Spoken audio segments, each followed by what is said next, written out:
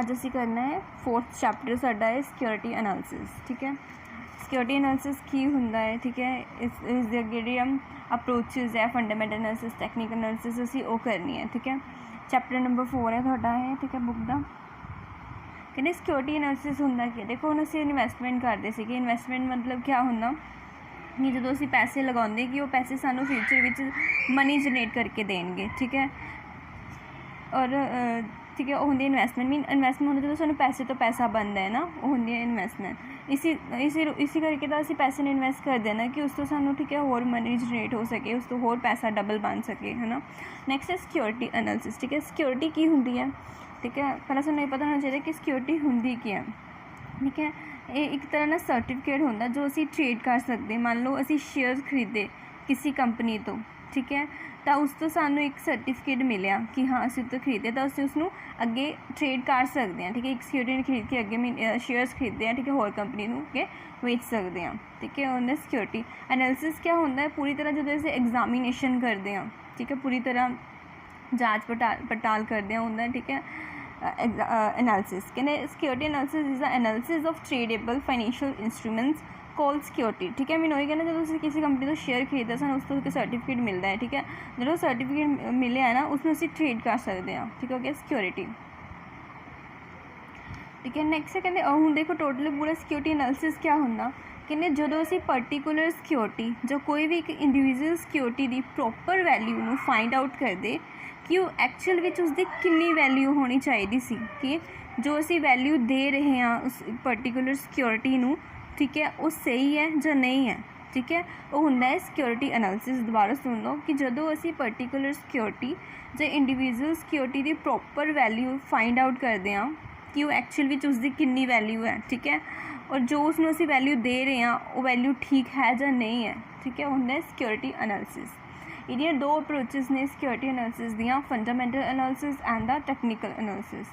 ठीक है, fundamental analysis क्या होंदा नैसेसरी बेस और कोर मतलब कि जो सिक्योरिटी का बेस और कोर नूं एनालिसिस करते बेस मीन एक्चुअल विच ठीक है डीपली जाके कि सिक्योरिटी कित्थों आई है, किसकी सिक्योरिटी आ और कंपनी दी किस तरह की सिचुएशन है। ठीक है, जिस तो असीं खरीद रहे हैं सिक्योरिटी उसकी कंपनी की सिचुएशन किवें दी है। ठीक है, उन्हें पहला कित्थों लई आ, ठीक है, किसकी सिक्योरिटी है, उसके पूरे सर्टिफिकेट वगैरह। ठीक है, उनका फंडामेंटल एनालिसिस करना, पूरी डीपली जाके स्टडी करना, बेस तो स्टडी करना, स्टार्टिंग तो स्टडी करना। ठीक है, नैक्सट है टैक्नीकल एनालिसिस। टैक्नीकल सन जो असीं प्रैक्टिकली ठीक है मतलब प्रैक्टिकल एनालिसिस करते हैं जो तुसीं शेयर खरीदण जा रहे हैं। ठीक है, तो शेयर विच कितनियां चेंजिस आईयां पिछली ईयर दे विच।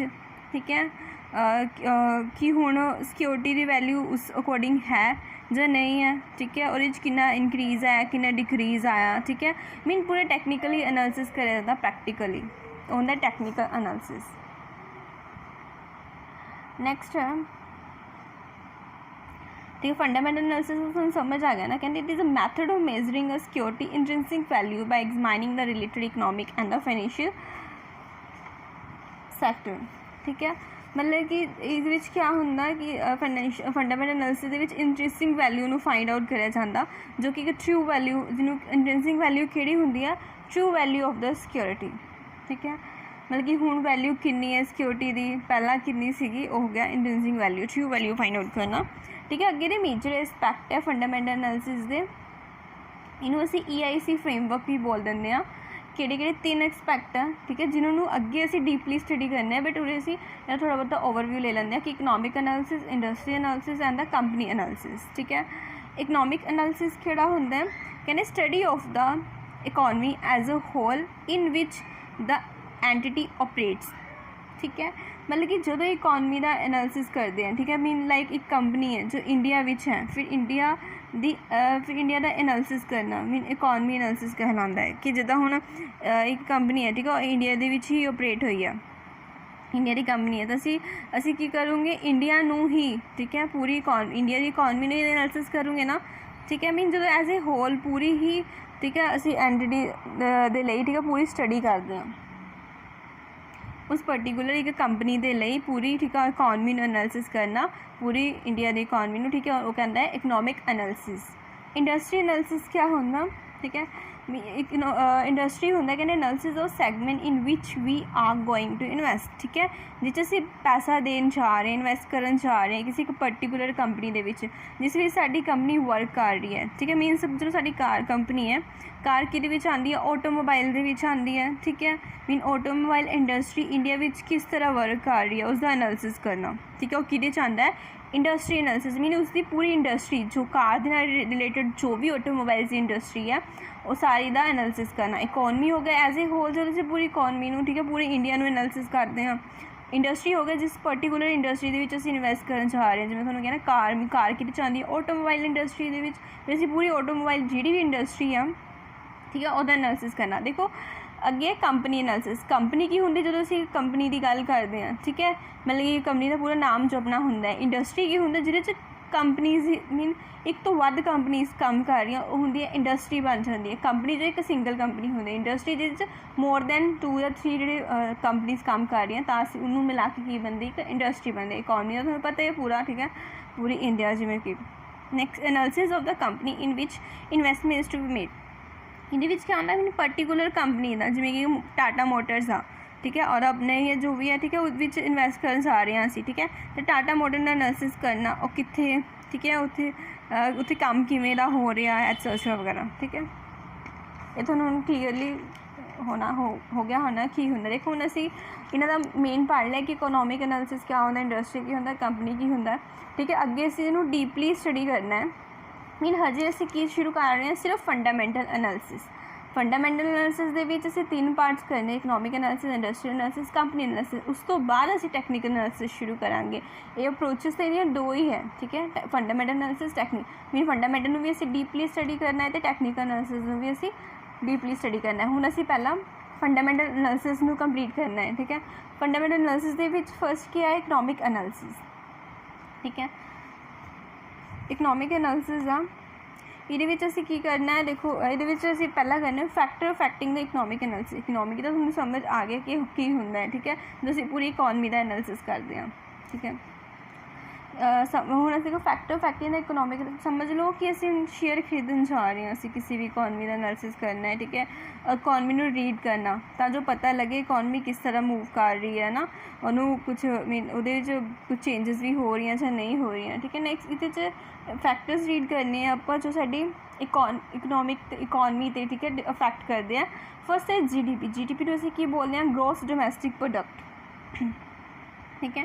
ਇਹ ਤੋਂ ਕੀ ਪਤਾ ਲੱਗਦਾ ਹੈ ਸਾਡੀ कि इकोनॉमी ਦੀ ग्रोथ रेट किवें दी आ, ठीक है, ਉਹ ग्रो कर रही है कि नहीं, ठीक है। मीन जीडीपी की दसदा है कि गुड्स एंड सर्विसेज नूं प्रोड्यूस करन विच कितना इंक्रीज़ आया, ठीक है।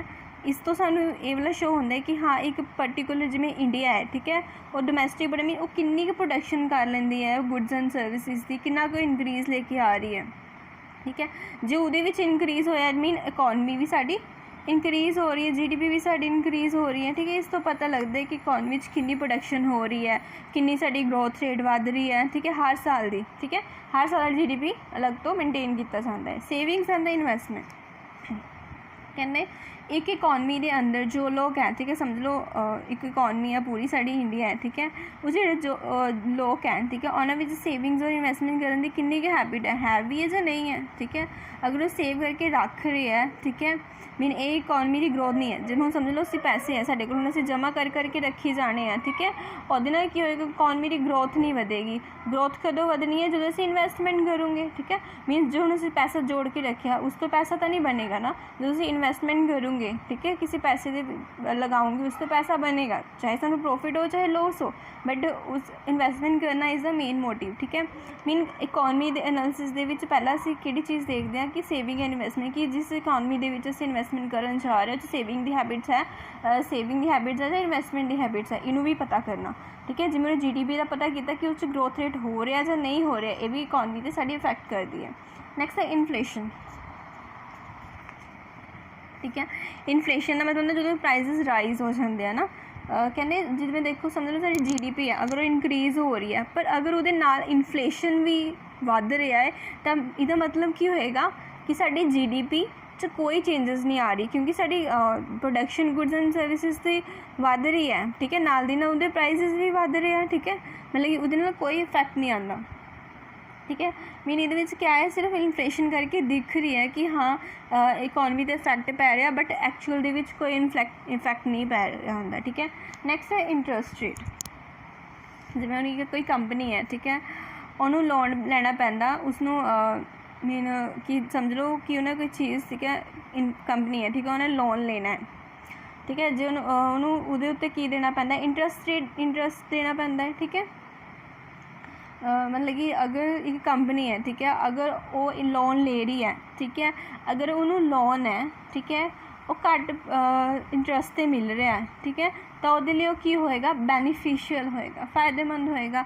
ठीक है। मतलब कि वो खर्चे ज़्यादा हो रहे हैं, ठीक है, बट उन्होंने इंटरस्ट रेट जो है लोन पर घट देना पै रहा।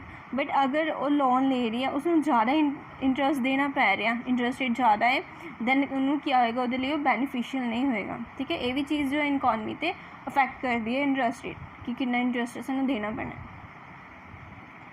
नैक्सट है government revenue expenditures and deficit. ठीक है।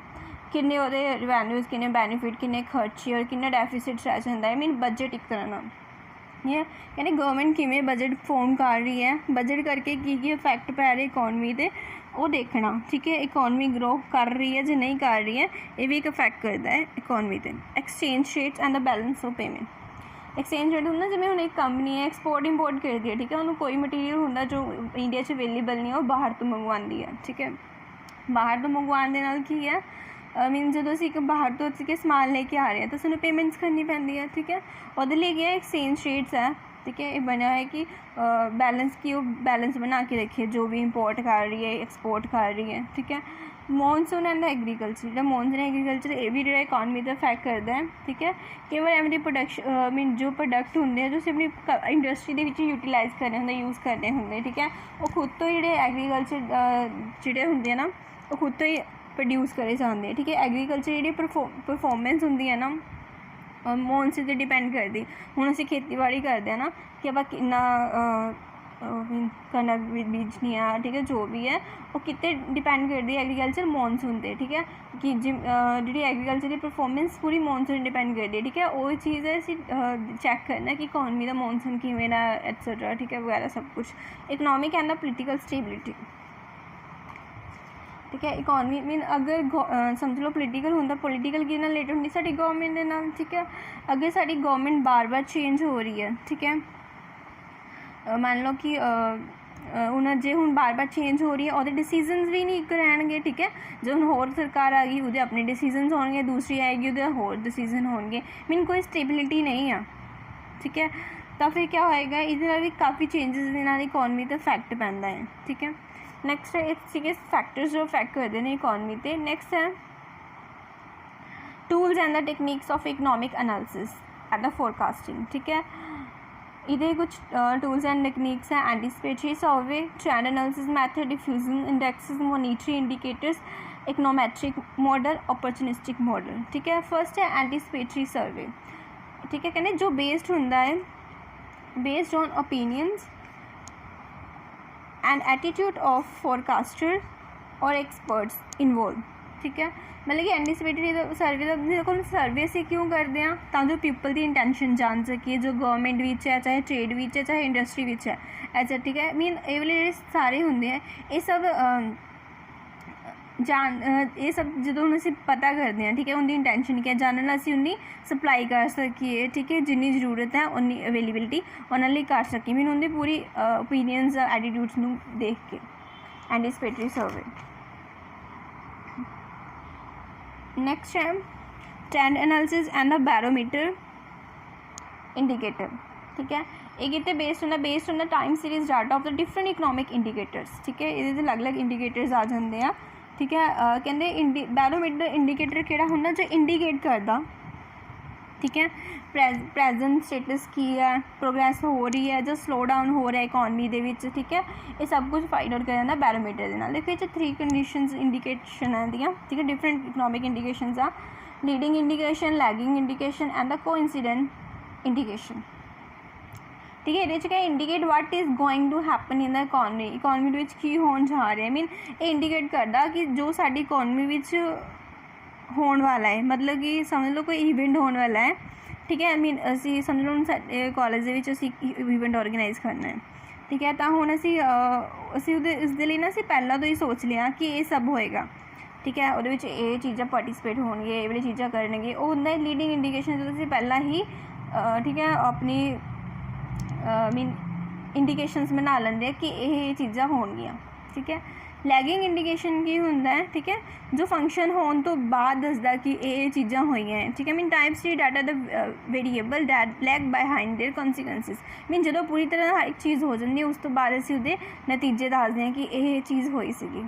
कोइंसिडेंट इंडिकेटर्स किहड़े हुंदे आ, जिवें हुण समझ लो कोई इवेंट हो रहा सीगा, कहंदे indicates what the economies mean पूरी इकोनॉमी की आ वो इंडिकेट करता है। जिवें हुण इवेंट हो रहा सीगा और सॉन्ग चल रहा सीगा, असीं उहदे मान लगाया कि नैक्सट चीज़ की होएगी, डांस परफॉर्मेंस होएगी, ठीक है। मतलब कि एक्चुअल दे विच फिर क्या हो जाता, फिर नैक्सट डांस परफॉर्मेंस ही हुंदी है, हुंदा कोइंसिडेंट इंडिकेटर्स, ठीक है।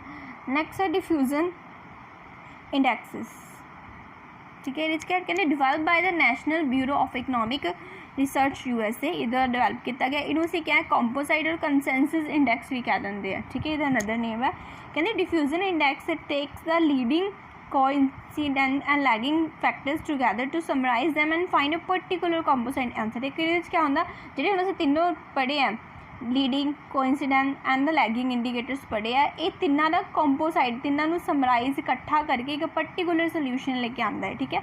मीन तिन्नों कंबाइन करके उन्हें स्ट्रेंथ एंड वीकनेसिस नूं फाइंड करता है तो उहदा एक पर्टिकुलर आंसर दिंदा है। इनू से फॉर्मूला की है number of members in the set in the same direction, ठीक है, divided by the total number of member in the set. Next है मॉनिटरी इंडिकेटर, कहते in recent years the significance of monetary indicators to the economy is going, ठीक है, हुण वधनी शुरू हो गई सीगी, ठीक है। Change in the monetary growth lead to change in the जो हुण एक मॉनिटरी ग्रोथ दे विच चेंज आ रहा, ठीक है, पैसे दे चेंज उहदे नाल की होएगा स्टॉक प्राइसिस दे विच भी हुण देखो जो मनी की वैल्यू इनक्रीज हो रही है कि है जी चीज़ 5 रुपए की आ रही सी उही हुण स्टॉक प्राइसिस दे विच भी उहदा इफैक्ट पैंदा है ना कि वो पहले 1 दी आंदी सी एक चीज़ हुण किन्ने दी आंदी 5 दी। मीन उहदे ते भी फर्क पैंदा है स्टॉक प्राइसिस ते भी कि आपां सानू जी चीज़ नूं बनाउण दे लई जिन्ना स्टॉक चाहिदा सीगा वो भी महंगा हो रहा, ठीक है। नैक्सट है econometric model, can explain past economic activity by driving mathematical equation, ठीक है, मैथमेटिकल इक्वेशंस पे बेस्ड होंगे। This methods can be use only by the train technician, जो पहला ठीक है ट्रेन करे जाते हैं वही यूज़ करते हैं इसमें इकनोमैट्रिक मैथड नूं।